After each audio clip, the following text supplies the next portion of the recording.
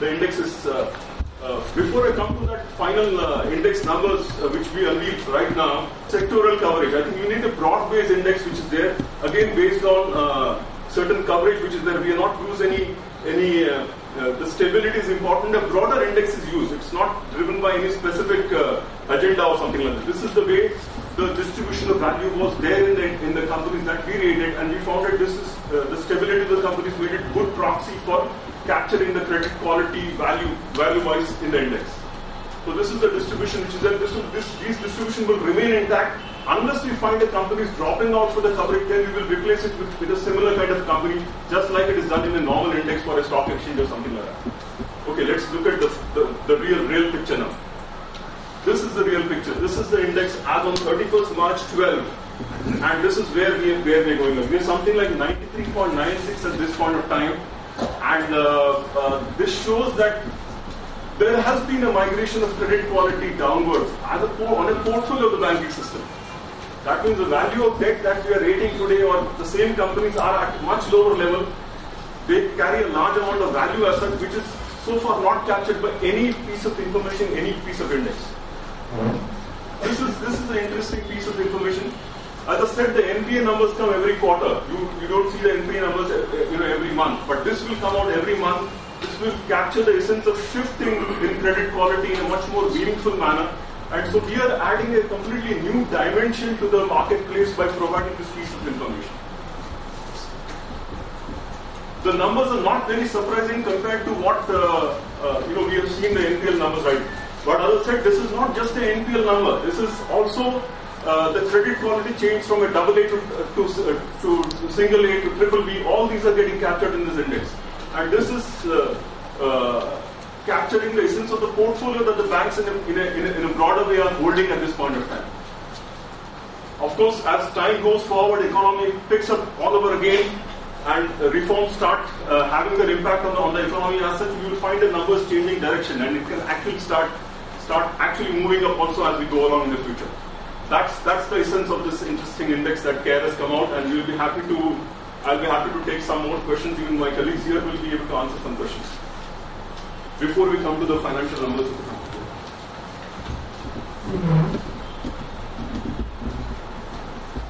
Yes, before we take our results, let's we have some questions on this. We have already given a write-up which explains this in detail, and any more questions will be happy to answer. This is going to be a very crucial index for analysts all over the country tomorrow. Yeah. If you take about right now, advanced to decline will make more trade upgrade than the downgrade as of now. But somehow this is not really coinciding to what you can say down. Beautiful question. See, as I think Prakashi also alluded that this is a much more representative of the credit quality as compared to modified credit which you are speaking. See, number one, modified credit ratio takes one company as upward or downward as one. Whereas this is not that. This says that suppose State Bank is downgraded, I'm sorry I'm taking a name, but a bigger company is downgraded and small companies are downgraded. The MCR will show the same result in both the cases. But in case of this CDQI, the impact will be different because this takes not only the number of companies but the amount of the debt downgraded. So the CDQI will fall more in case of one large downgrade, whereas MCI will move the same way. Because MCI is one company downgraded, this is one downgrade. It does not distinguish between a tiny company and a large company. Large companies decide the fate of the economy, the load on the banking system. This captures it beautifully. So there could be a sense of digression on these two indexes, but both of them measure two different things. The second advantage, let me tell you one more benefit of this is, if somebody is downgraded from AA to BB, the MCR will take only one downgrade. The AA to BB is one downgrade. But this will take a major impact because AA is a very high rating, and the credit profile goes down to BB, to AA, A, triple B, and then BB. So CDQI will show a much sharper downfall in the index as compared to the modified credit ratio. So just to add to what you're saying, see, if you're looking at the CDQI, you're actually looking at the stock of debt which is being evaluated. Whereas when you're looking at the MCR, it's actually kind of a flow. I'm saying how is the company being rated today compared to yesterday. Whereas here we're actually benchmarking it to a base year of 2012. So that makes a difference. One is with the immediate past, one is with a reference period. So that's the reason why the two of them will be different. And more importantly, I think let's take it that this is the stock of debt which we're evaluating, rather than the flow of debt which we experience. So that's why you have the divergence. Both of them have their own uses. So it's not to say that the CDQI is superior or inferior to NCR. Each of them has a certain purpose. So therefore you look at it with a reference to the purpose why this particular indicator. After how many years will your reference period be recalibrated? Or See, we try and do it as far as possible at what goes on at a national level. See, as of today, what happens in 11-12 is the established base year which the government of India is using. So therefore, we are also using the same period. Now, ideally, we would like to change it up every 2 years, but knowing very well that 12, 13, 13, 14, 14, 15 have been fairly dicey years when the economy was in downswing, they may not actually be representative enough to be a base year.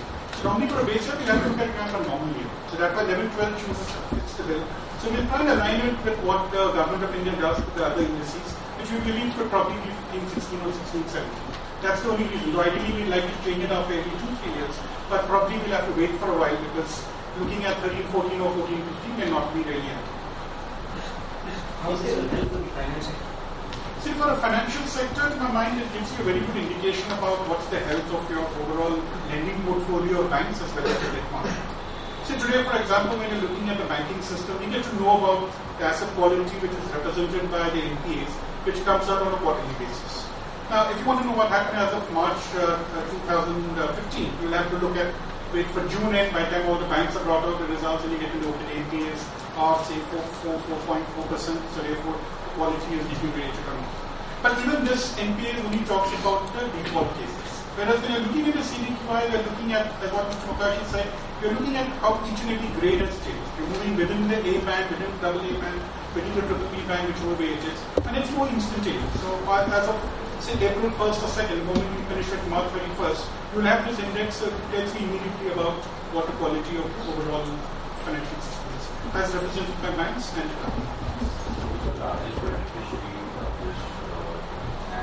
how is they going to be benefited from the entire thing? How basically what's the selling point?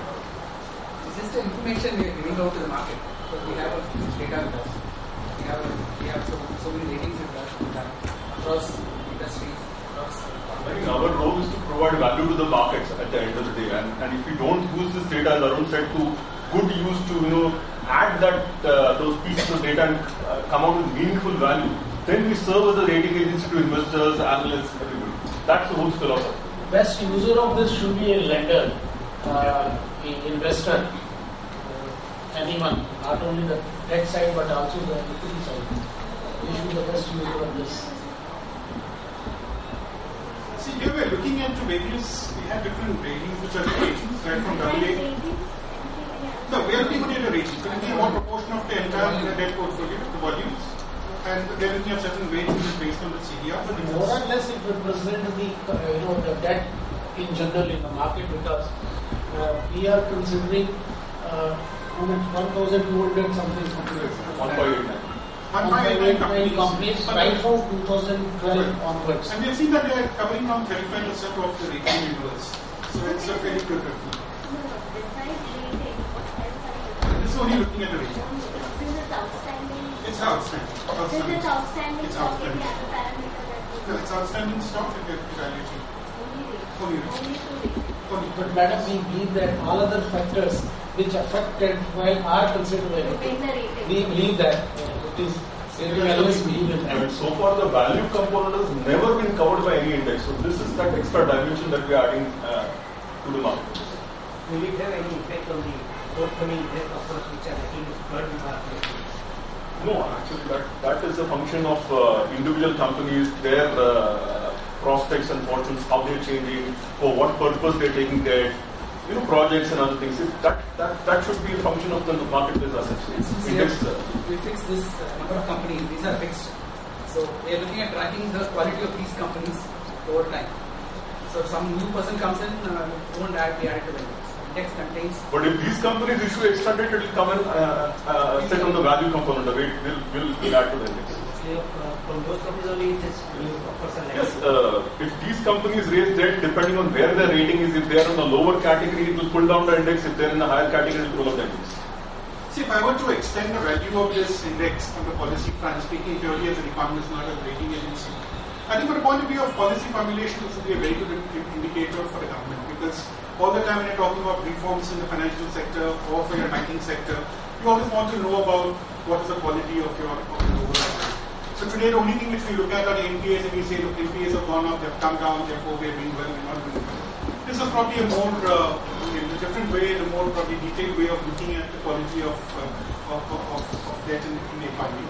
So accordingly, when you are formulating policies at certain points of time, you will just keep this in mind, saying, okay, quality of debt actually has come down today. So maybe if you are forcing banks to say, go ahead and lend, the fact that the quality has come down, it may not really be the ideal thing from point of view for banking. We hope it could be some kind of signaling post even for the policy makers. Composition of this 1,589 companies, like it represents only large corporate. It represents a mix of large, medium, small. It is chosen based on the fact that they were there for the last 3 years, right from March 12 to now. Because new companies are not added to the index. Companies have been surviving for this period because we cannot get skewed by some new companies joining or some companies going. So criteria has been to have this set static pool and to see what happens to the static pool. It's a mixed set because we have covered both the corporate debt segment as well as the bank loan segment. And you can assume that bank loan segment will have smaller companies also. So it's both. But since the index is on the basis of the volume of debt, some larger company will certainly play a very important role. And does this index has any weightage for any particular segment? It has not been consciously done, but as the slide earlier shows, that it's very well distributed across different We are sectors. There is a particular way which is there. It is not necessarily. The power companies are major, all those Genscos and all that, which are raising a lot of money.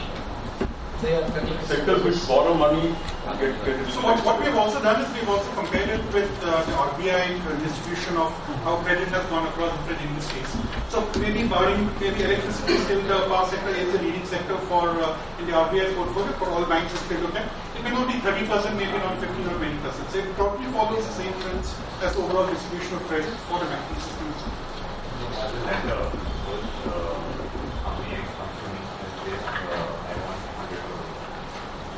How would I look at this index and benefit of it? At a micro level, this gives you only the macro view of the overall state of debt.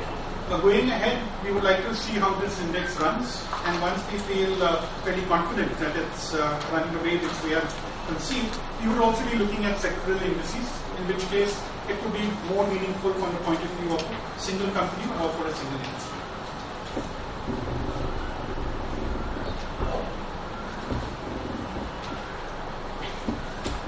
Any other question on this index? Then we go to the numbers. Yeah, we go to the numbers.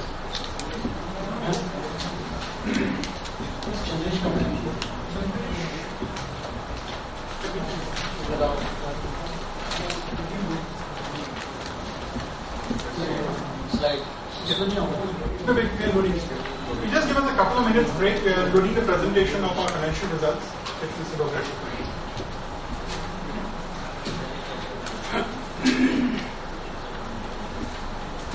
But we are loaded there.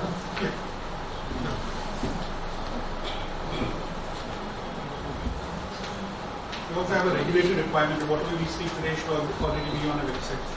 You can check The presentation is there on the website. Presentation will be on the Website. presentation as well as And इसमें देखो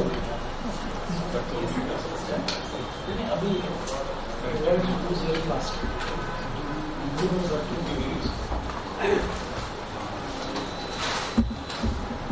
and retail and the corporate debt market would be around 74-75 lakh. So that's what we're saying, around 33% coverage.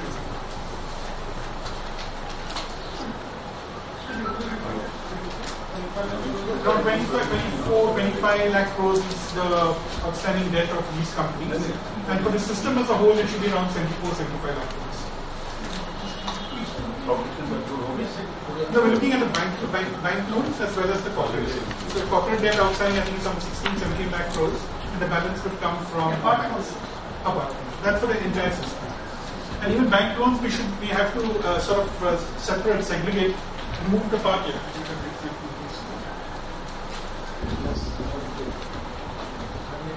73, 74 lakh. In the corporate debt? No, that's the total. Corporate debt is around 16.17 lakh crores. So this is for the it's not 17, this is for 2012. 17 and 58. It's not 75. 17 lakh crores are outstanding corporate debt. 75 includes corporate debt plus bank debt. Bank loans will be around 58.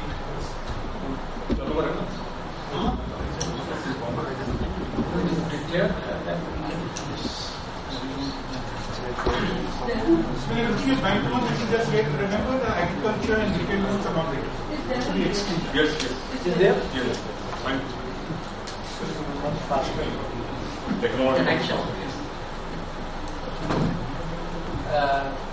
Thank you very much for being here. We have just declared results for financial year 2015. Next, please. We registered a growth of 2.88% in Q4 FY15 over Q4 FY14. In fact, this was our best ever quarter in our history of last 21 years.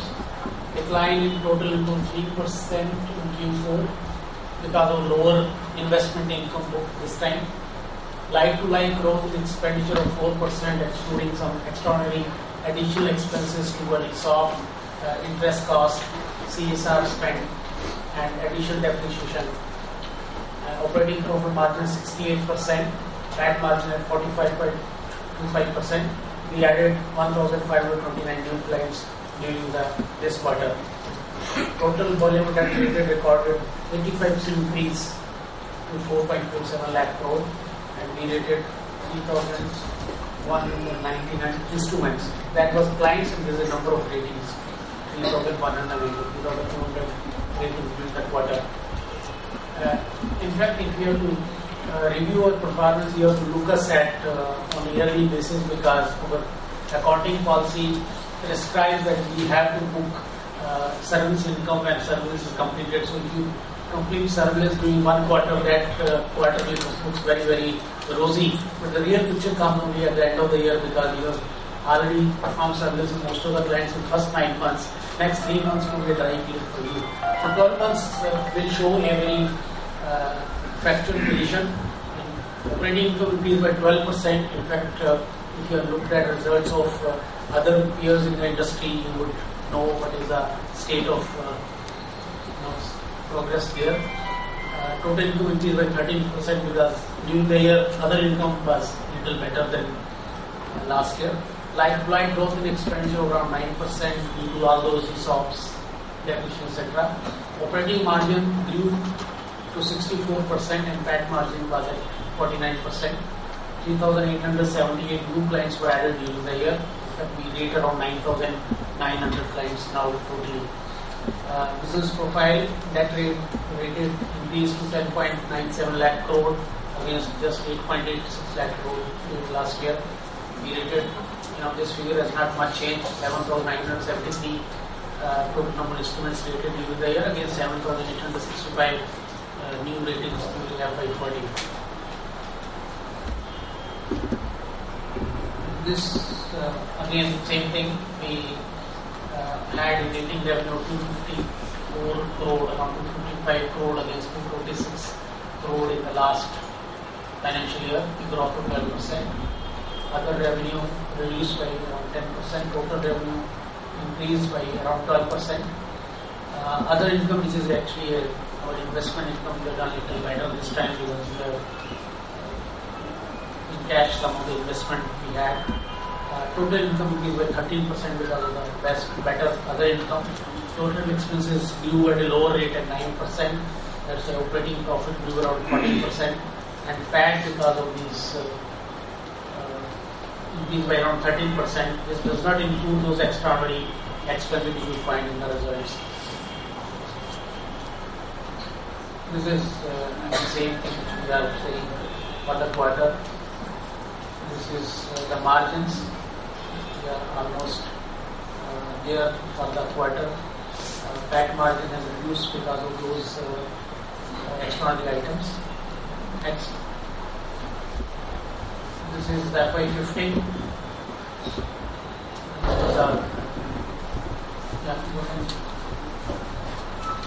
Margin-wise, we have done a little better than last, despite difficult market conditions.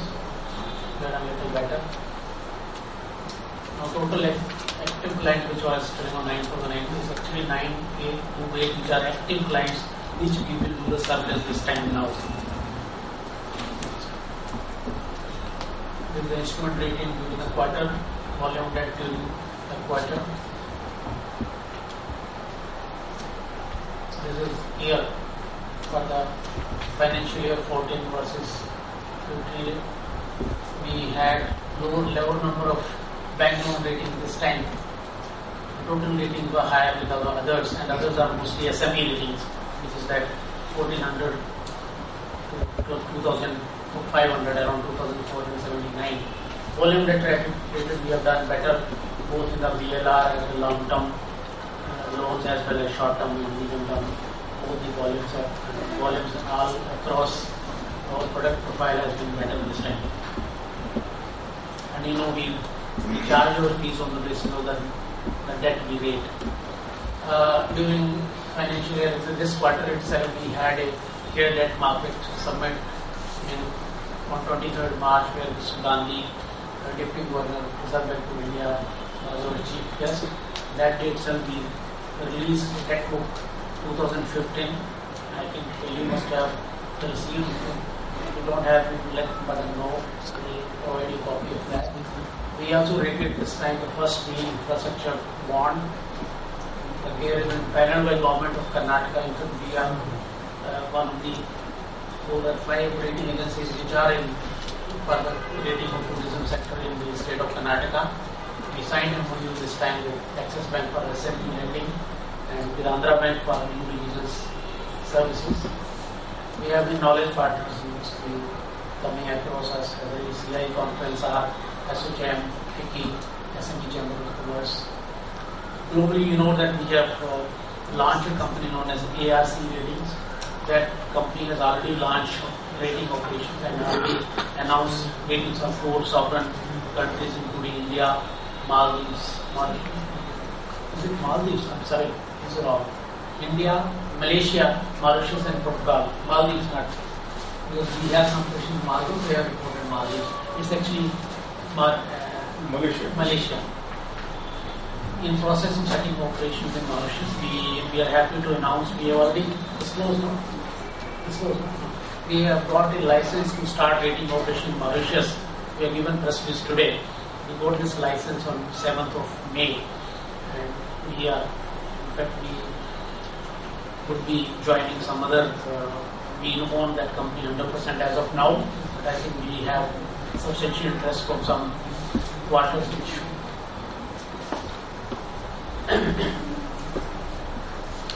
Madan, this is yours. It is just an economic backdrop about what happened last year.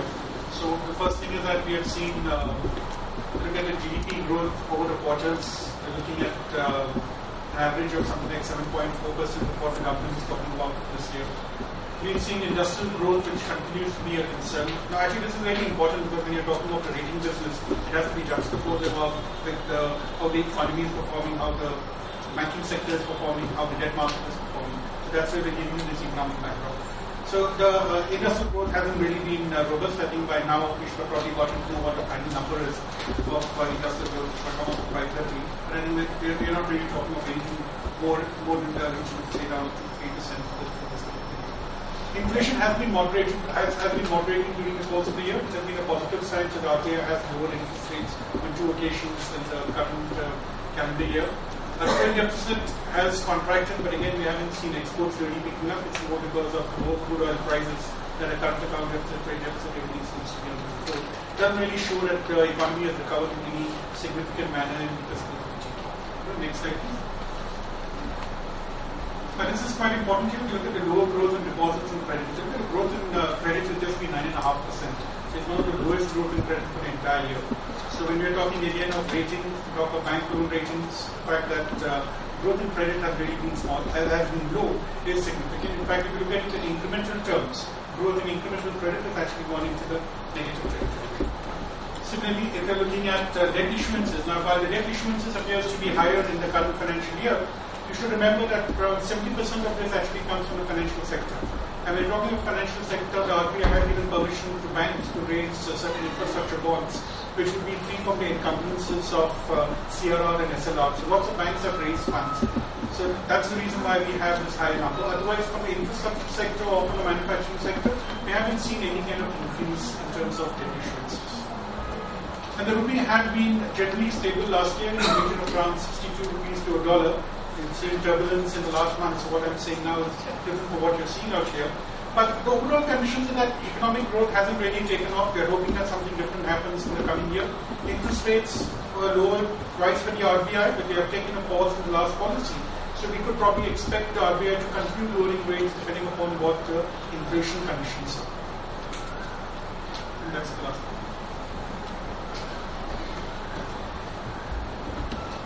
This is about the modified credit ratio which we had discussed even earlier. This has been the kind of trend which we have seen in the MCR and the way in which it has moved over the quarters in the last 3 years. So you've seen there has been a decline, sort of improved in the current financial year. So this shows that things are slightly looking up, but it will probably take some time before things will stabilize.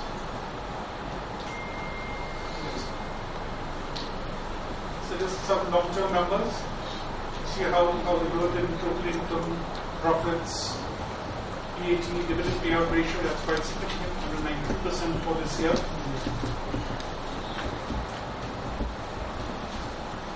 EPS and book value.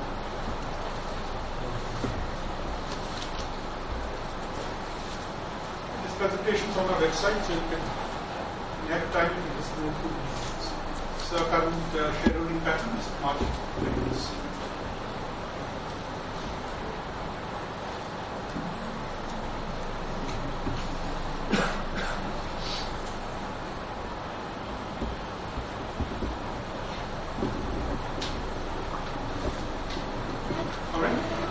Take some questions now.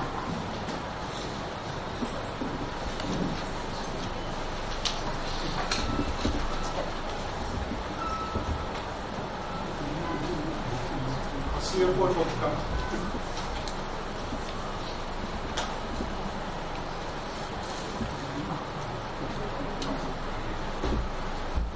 Do you have any questions on the financial space? Yeah, please. So this is Hitesh Gulati.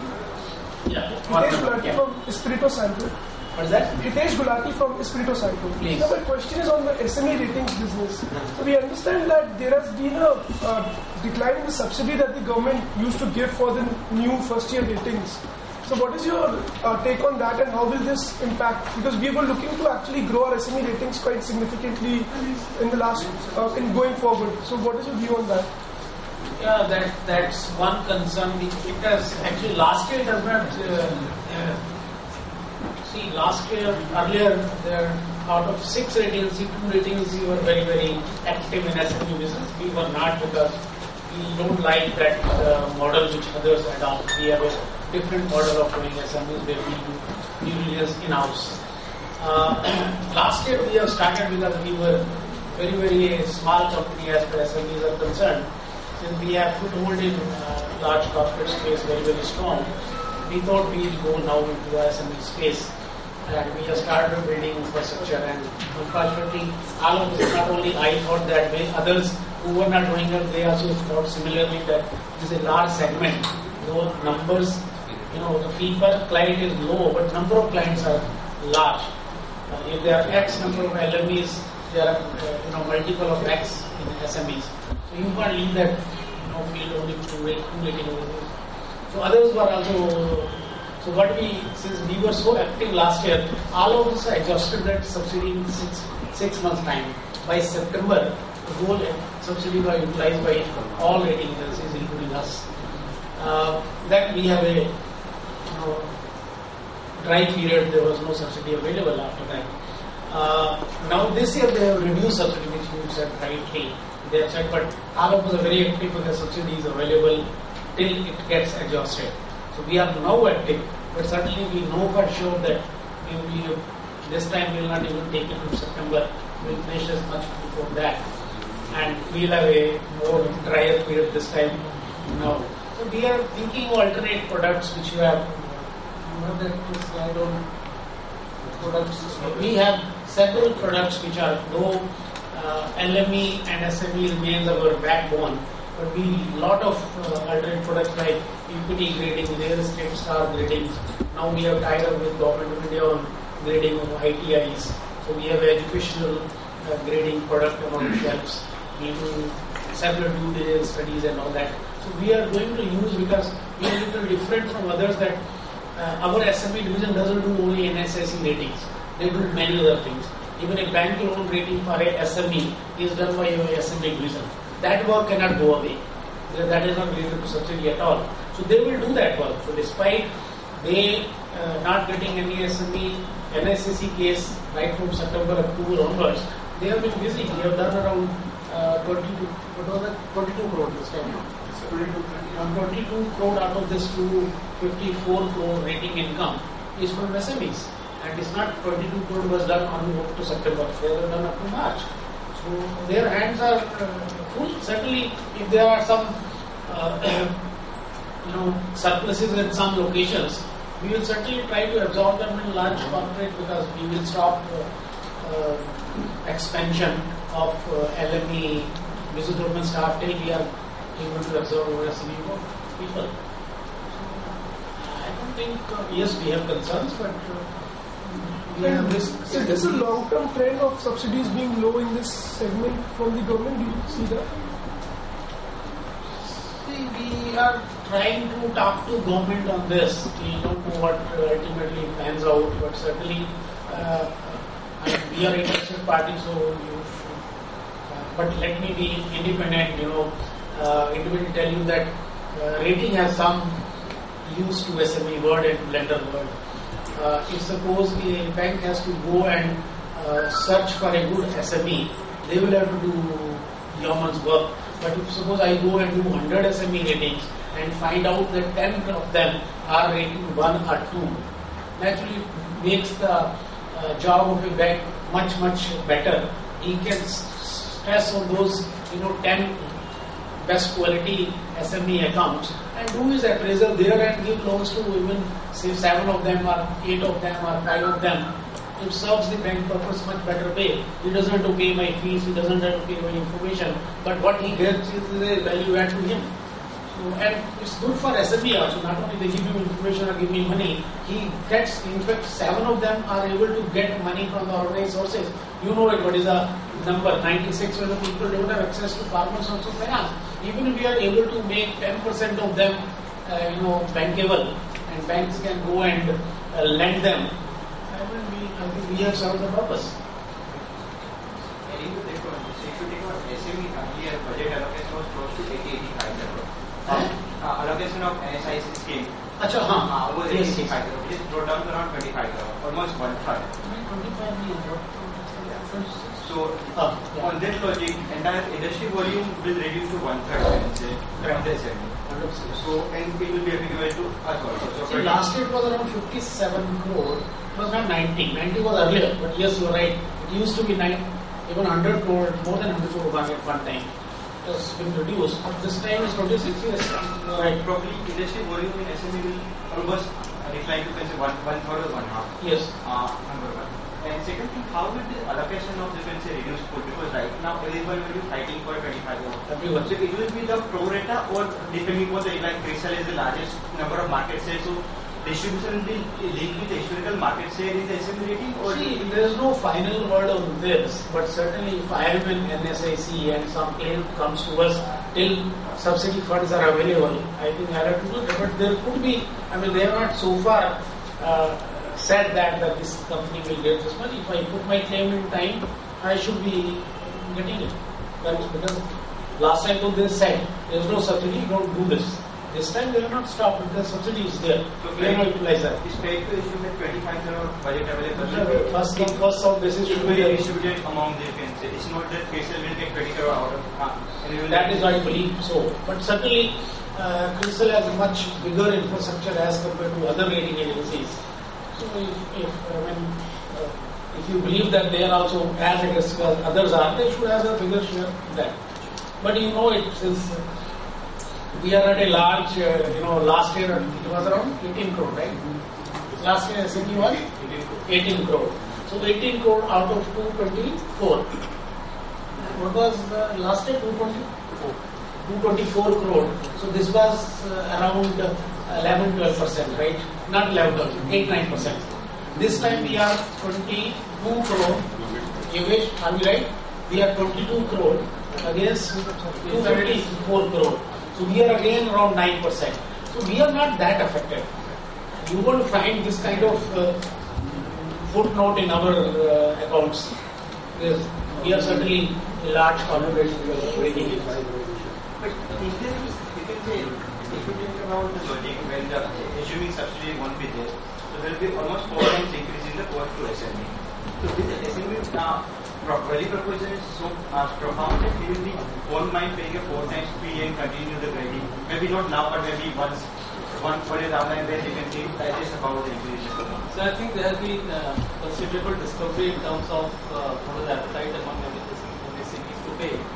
And we see that, though I cannot say that there will be 50,000, but there is considerable appetite for paying around 30,000-35,000. That's one. Second, coming back to your question on what is government reducing subsidy and it's a long-term trend, let me share with you that there are several other initiatives by the government which are being taken. If you look at the Make in India campaign, under that they are trying to do ratings of MSMEs under Z concept, that is zero effect, zero defect principle. So they are trying to bring some model for that. They are also trying to bring a model of rating for defense offset policy. There are two major initiatives which are underway, and as MP has already shared with you, for ITI grading there is another initiative which has taken place. So if you look back, as far as SME rating is concerned, it has gained as a concept, it's gained considerable foothold, and we expect that government will try to take some benefit of this work which has happened in the public-private partnership mode. The government is paying subsidy, private companies are rating. So we see a lot of hope on that side. And one more thing is that the SME is also beyond a 10 crore borrowing will require a rating for Basel II. So that component cannot be completely ignored. While a NSIC is driven by certain factors, but there the fees are what the normal fees the rating companies charge. So that segment with the whole focus on Make in India and other things and the growth of the economy, that segment will keep growing. The debt market activity in this quarter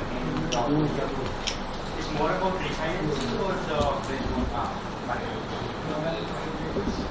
Sorry, I didn't get it. How was the debt market activity in the fourth quarter? It was more about refinancing of the existing rate, or people are coming for a new issue? No, we've seen it mainly coming from the financial sector. As I mentioned earlier, it's actually the banking sector. More of these infra bonds which are being floated by banks. So it's very much tilted more towards the financial sector, not towards genuine investment activity. And if you think for interest rate is close to 3 basis points, is good enough for the corporate right now to raise a corporate debt, or they will wait for some more time and then very much more? No, actually it's more important are the expectations about interest rates. So today there are expectations that interest rates will come down, given the fact that inflation has been moving downwards. And even though one does admit that there will be probably a time lag before banks start lowering interest rates after the RBI lowers rates.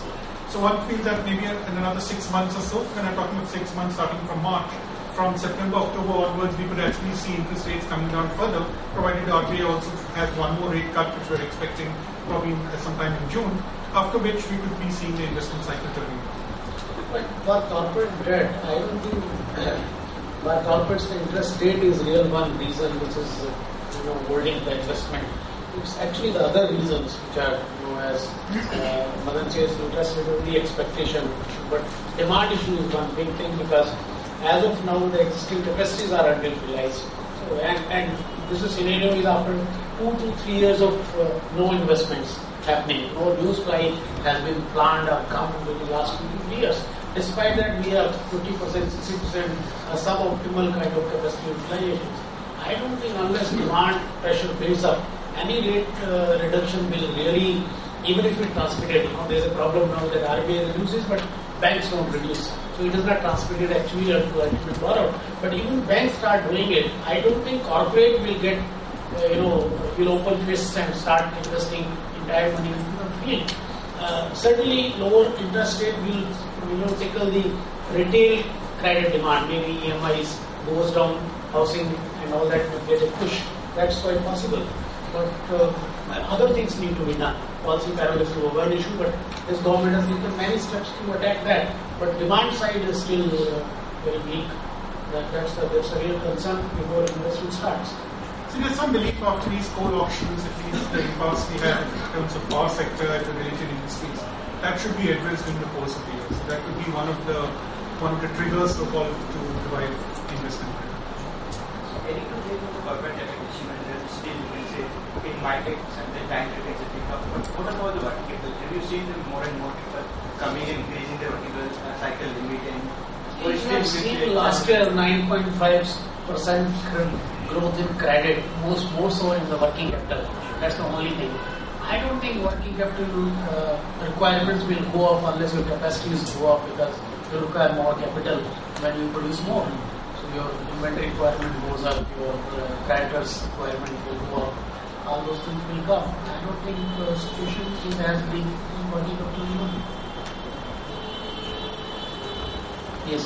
What is the need of setting up a company in Mauritius? I mean, the size overall is very small. So what exactly? And you have said that you have something interest in the same company.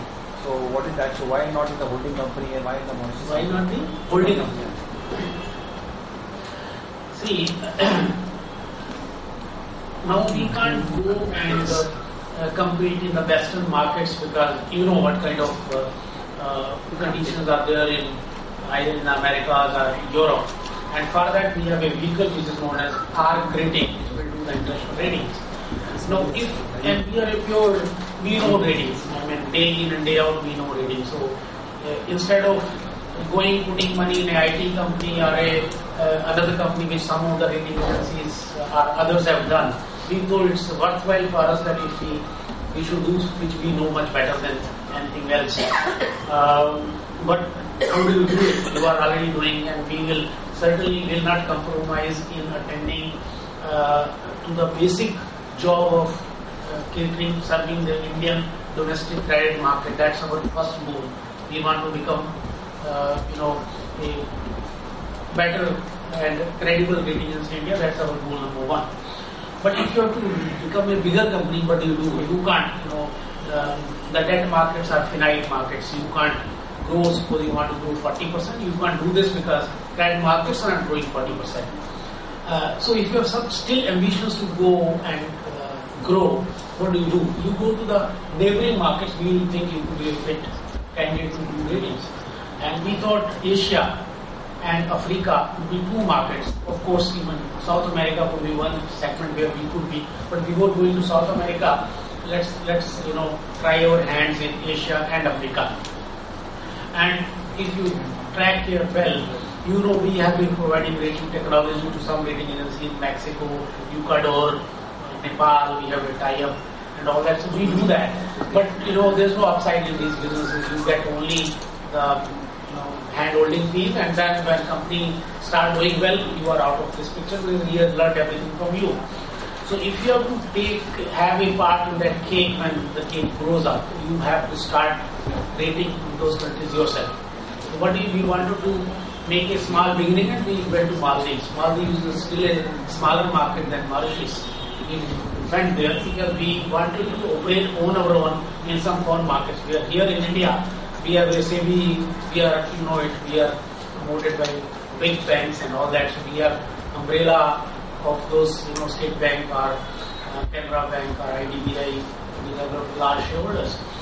We thought let's go out and start operating on our own without any Indian support there. That's what we started learning in Maldives. But unfortunately, situation in Maldives was politically quite bad for India because one government which was quite pro-India was ousted and new government has come which is not that pro towards India. So we are applying low profile because we have a license, which I don't want the license to go away like that. We are there still. Now, from there, where else can you go? We tried our hand Bangladesh, but Bangladesh already yield ratings up there. We thought it's a crowded market. Now, when we went to African Development, because when we worked with Asian Development Bank, we thought let's go to African Development Bank and do some work with them. They say if you want to work in African Development Bank, you should have some legal entity in the continent of Africa. And they say that any Indian company who want to work with the FDB goes and sets up a shop in Mauritius. So we have gone to Mauritius, we have applied to Mauritian government, and it's a gateway to Africa. If you have to go to Africa, you have to be in Mauritius, because for India, that's a much better and credible African market for Indian company to operate. Unfortunately, we have very credible partners. Name? No problem. Okay. The largest bank in Mauritius, which is State Bank of Mauritius, is the largest government bank like State Bank of India, and Mauritian Commercial Bank is the largest private sector bank in Mauritius, like ICICI Bank. Would be our partners. They have shown interest in us. Again, African Development Bank says that if you also will cater to the SME in Africa, we will take 10% stake in the company. And that's a very big, because we don't need money from anyone, but it's the AFDB name which will certainly take us to many African markets. That's the, and Africa, see, Mauritius may be a small country, but it's not quite bad country. We can understand that market much better. A lot of Indian companies are operating there. We thought, as compared to any other African country, this could be a better market for us. That's what we believe here. And we are working there for the last 6 months. Our man is there. We have already taken an office premises. We are just on the verge of starting operation in Africa now, in Mauritius.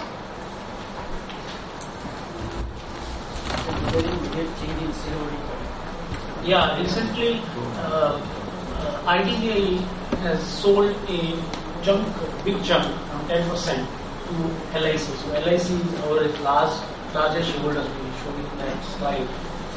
IDBI, LIC and Canara Bank own around 9.9% now each. How about FII? It is a big chunk. Around 30%, 29 point something. We have 74%. 74%. That will be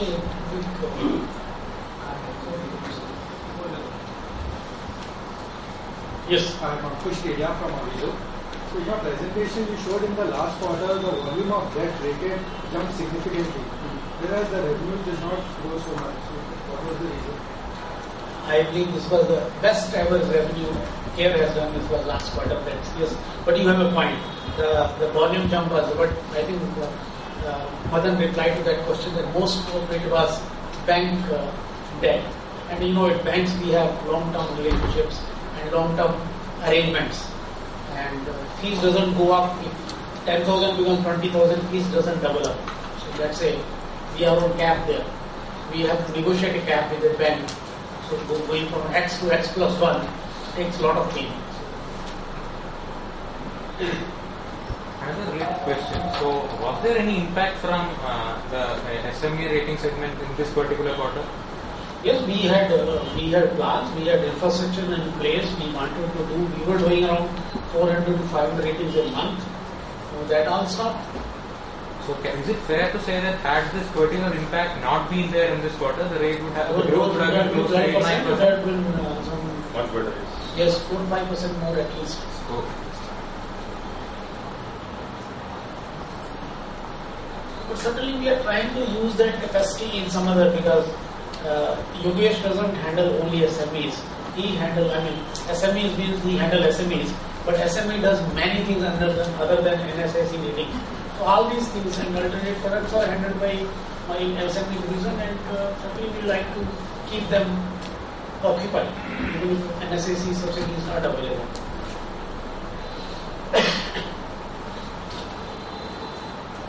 Any further questions?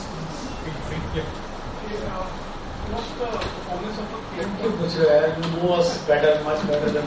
Yeah, brilliant. What's the performance of Calypto, I mean, did they speak out orders? See, Calypto, you know it that we have exercised our option to acquire the balance 26%, and I think we took over that company 100% when it was September, May. We have exercised here, but they went in September. Such a handover happened. In May, we took over that company, and you know it, and we put our own team in CEO. So we appointed our own CEO, which was not one of the original promoters of that company whom we bought over. So naturally, anyone who is going out of the company will not look for future. You can't invest in suppose I will this company for only next 4 months. I will not invest in future. So new management which came has to work from start to acquire orders. So where we are looking at? We are see that company is a market leader in Sri Lanka. They have more tendency to get new orders in Sri Lanka, but they are trying to expand to other African markets. So we have, I'm going not to speak, so what can I do? We have orders now. So I think. So going ahead, we will see numbers from. That's all. Okay. And the results are there. That company has made a loss this time, but I think we are taking all steps to make that company. I can't say like Care, but yes, is a Care solution certainly. So you will find that Care colors someday there.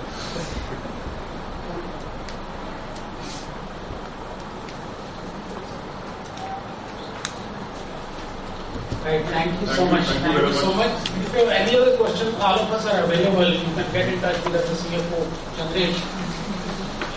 We have a con call. You can register on that con call and some more questions. So let me talk tomorrow morning.